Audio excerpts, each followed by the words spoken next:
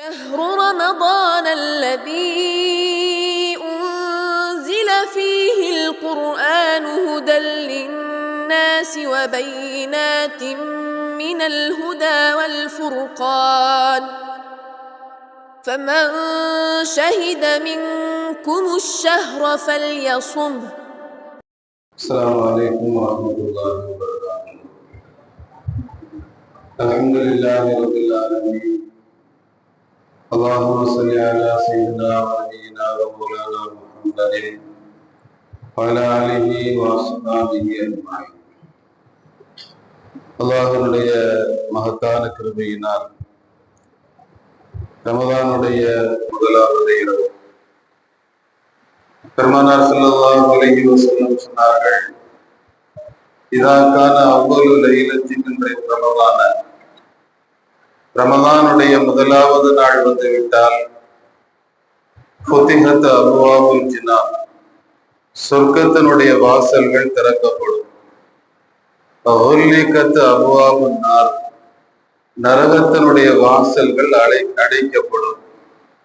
வசுஃபிதத்தி ஷயாத்தீன், ஷைத்தான்கள் விலங்கிடப்படுவார்கள் என்று நபிகள் நாயகம் ஸல்லல்லாஹு அலைஹி வஸல்லம் சொன்னார்கள். அப்ப ரமதானுடைய முதலாவது இரவு சொர்க்க வாசல் திறக்கப்படுது. இந்த சொர்க்க வாசல் திறக்கப்படுதல் அப்படின்னா என்ன? ஹஸன் பஸ்ரி ரஹ்மத்துல்லாஹி சொல்கிறார்கள், அல்லாஹ்வுடைய குணம், அவனிடத்தில் ஜமாலியத்தான குணமும் உண்டு, ஜலாலியத்தான குணமும் உண்டு. மன்னித்தல், கிருபை செய்தல், ரட்சித்தல், இது எல்லாமே அல்லாஹ்வுடைய சாந்த குணங்கள். அதுபோல கோபம் கொள்ளுதல், பழி வாங்குதல், தண்டித்தல், இது எல்லாம் அல்லாஹ்வுடைய கோபம் சார்ந்த ஜலாலியத்தான குணங்கள். இப்ப ரமலானுடைய முதலாவது பெற வந்துட்டா அல்லாஹ் தன்னுடைய ரஹ்மத்தை முழுமையாக வெளிப்படுத்தலாம். அவனுடைய சாந்த குணம், அன்பு வெளிப்பட ஆரம்பித்து விட்டது. இந்த மாதம் முழுக்க தன்னுடைய கோபம் சார்ந்த குணங்களை அல்லாஹ் மிகைக்காமல் ஆக்கிவிட்டு அன்பு சார்ந்த குணங்கள் மிகைக்கிற ஒரு நிலைக்கு ரப்புல் ஆலமீன் வெளிப்படுகிறான். அதுதான் சொர்க்க வாசல் திறக்கப்படுதல் என்பதை கொண்ட நோக்கம் என்கிறார்கள் ஹஸனுல் பஸ்ரி ரஹ்மத்துல்லாஹி அலைஹி. அதனாலதான் ரமதானுடைய மாதம் முழுக்க அல்லாஹ்வுடைய அன்பு வெளிப்படுகிற மாதம். இந்த அன்பை வாங்குவதற்கு நாம் என்ன செய்ய வேண்டும்? அல்லாஹ்வுடைய அன்பு கிடைத்து விட்டால் என்ன லாபம்? குர்ஆன் சொல்கிறது, ரிதுவானும் மினல்லாஹ், அல்லாஹ்விடத்தில் இருந்தும் ஏற்படுகிற கொஞ்சோடு அன்பு அக்பர், அது உலகத்தை விட மிக பிரம்மாண்டமானது. உலகத்தை ஆளுகிற பாக்கியம் கிடைப்பதை விட அல்லாஹ்வுடைய அன்பு ஒரு மனிதருக்கு கொஞ்சோடு கிடைத்தால் அது பெரும் பாக்கியம் என்று அல்லாஹ் சொல்கிறான். இப்ப இவ்வளவு பாக்கியமாக இருக்கிற இந்த அல்லாஹ்வுடைய அன்பை நாம் அடைய வேண்டும் என்றால் என்ன செய்ய வேண்டும்? ஹஸன் பஸ்ரி ரஹ்மத்துல்லாஹி சொல்கிறார்கள், பெருசா ஒண்ணும் செய்ய வேண்டாம். இந்த ரமலான் வந்துட்டா ஒரு சிலர்கள் ஒரு பெட்டி தூக்கிட்டு வருவாங்க. பார்த்தா தெரியும், ரமலான் வந்துட்டாலே ஃபேஸ்புக், வாட்ஸ்அப்போ இதெல்லாம் பெருசா பேச ஆரம்பிச்சிருவாங்க. 8 10 20 எப்பமெல்லாம் ரமலான் வருதோ அப்பமெல்லாம் அந்த காட்சி வந்துடும். 8 10 20.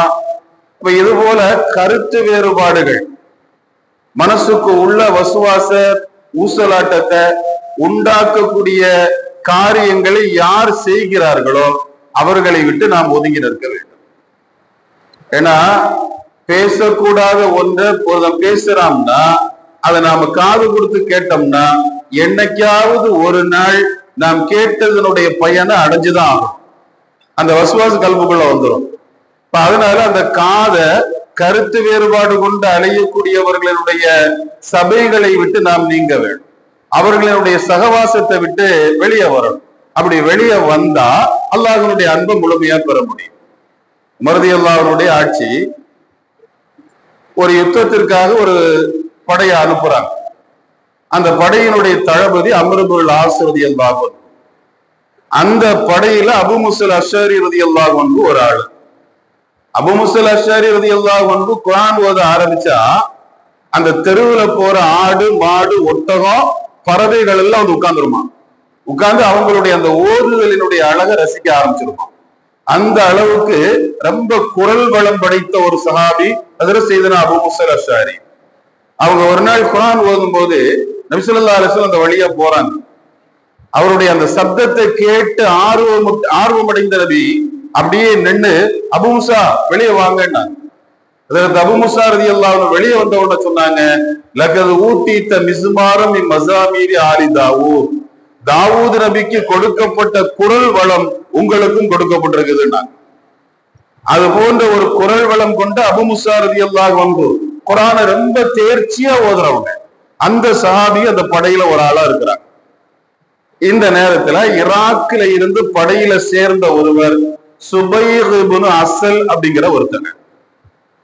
அவங்க புதுசா இஸ்லாத்தை ஏத்துக்கிட்டு முஸ்லிம்களினுடைய அந்த பட்டாளத்துல வந்து உட்கார்ந்து இருக்கிறாங்க. இப்ப சண்டையினுடைய முதல் நாள் இரவு இந்த சுபைர் இப்னு அஸ்ல் அப்படிங்கிறவங்க அபூ மூஸா அல்-அஷ்அரி ரலியல்லாஹு அன்ஹு வந்து ஒரு சந்தேகம் கேட்டாங்க. அபூ மூஸா, குர்ஆன்ல அல்லாஹ் பல இடங்கள்ல மலக்குகளை பத்தி பேசுறான். இந்த மலக்குகளை பத்தி பேசும் போதெல்லாம் பல்வேறு இடங்கள்ல பல்வேறு விதமா பேசுறான். ஒன்னாசியாத்தி நஸ்ஆ, இது மலக்குகளை பத்தி அல்லாஹ் பேசுறான். ரூஹை பிடுங்கி செல்கிற மலக்குகளின் மீது சத்தியமா அப்படின்னு அல்லாஹ் சொல்றான். ஒன்னாஷிதாத்தி நஸ்தா, இப்படியும் மலக்குகளை பத்தி பேசுறான். ஒசாபிகாத்தி சபுகா, இப்படியும் மலக்குகளை பத்தி பேசுறான்.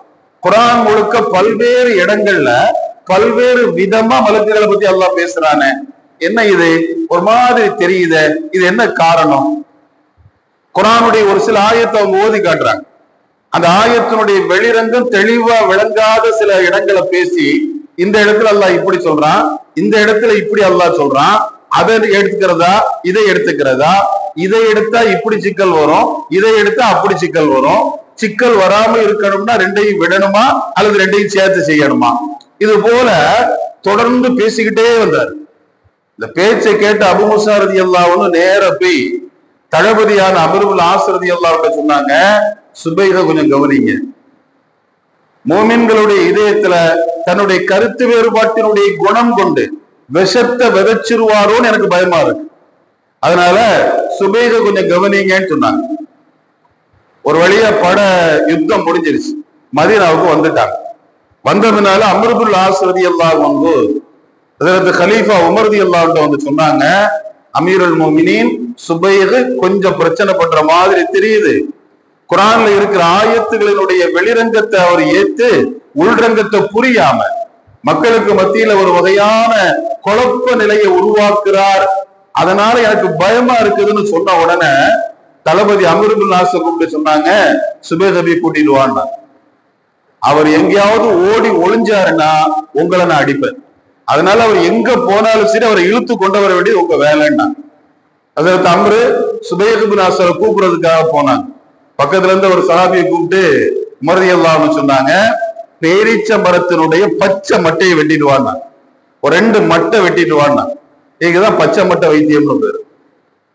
ஏன்னா சில நேரங்கள்ல பச்சை மட்டையால வைத்தியம் பார்த்தாதான் தலையில இருக்கிற பிராந்து பைத்தியம் நீங்கும்.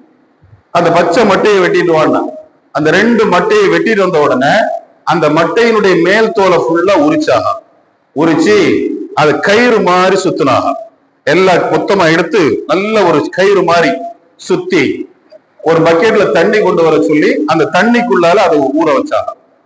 ஊற வச்சுட்டு சுபைர் இப்னு ஆஸ்ஸுக்காக காத்திருக்கிறாங்க. சுபைர் இப்னு ஆஸ்ஸை கூப்பிட்டு வந்தாங்க.